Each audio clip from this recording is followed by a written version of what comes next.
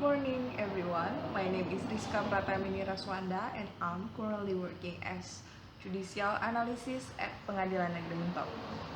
So, before we get started guys, I want to asking you something. Are you interested to become a public servant?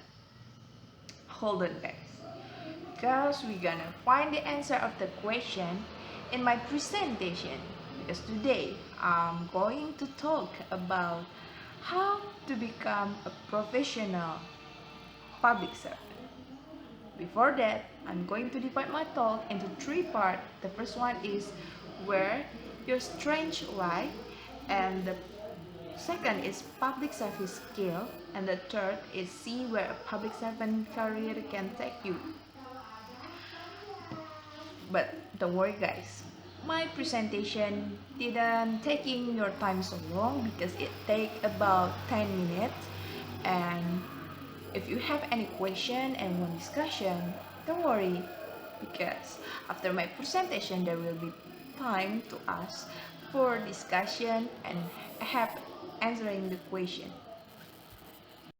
Let's move to the first part of my presentation is where do your strengths lie guys, because in this part we have 7 things to consider to become a professional public servant. The first one is desire to help others through public administration, and the second we have public speaking, and the third we have critical thinking, and the fourth we have work ethic, and the five we have collaborating leaders, and the sixth we have empathy, and the last one we have honesty. So in critical thinking, as public service professional are often called upon to make difficult decision, and making right decision requires observation, experience, objectivity, reason, and the ability to think critically. In public speaking, we having a communication skill, both written or verbal, are important in particularly any job. But in public service, must be able to communicate in variety of people, from superior and coworker to client and the patient from all walk of life. With strong communication, we can build a strong relationship, and a strong relationship are fundamental to success in public service. With work ethic, public service employees are united by shared commitment to just deliver the service and the program of policy of government, but to do so in ways that maintains and enhance the trust and the confidence. In collaborative leaders, we can understand in many environments the best way to address challenges is not to start with a policy and direct others to follow it, but rather to include others in the policy-making decision. With empathy refers to the awareness of and sensitivity of the experience, truth, and feelings of others. You simply need to be aware and understand the feeling and experience of others so you can better serve them. This is the crucial for the public servant guys, because since it's the central purpose of those jobs is to help others. And the last one of my first point is honesty, because with honesty is particularly important in a position that require in the home care where employees are given access to the patient personal space and belongings. Those who work with criminal justice should also be held to higher standard when it comes to honesty. So that's all that you need to know about the first point of my presentation to become professional public servant. Let's move to the next point, guys, because we're gonna talking about public service skill. I have two example in this point, guys. It's excellent organization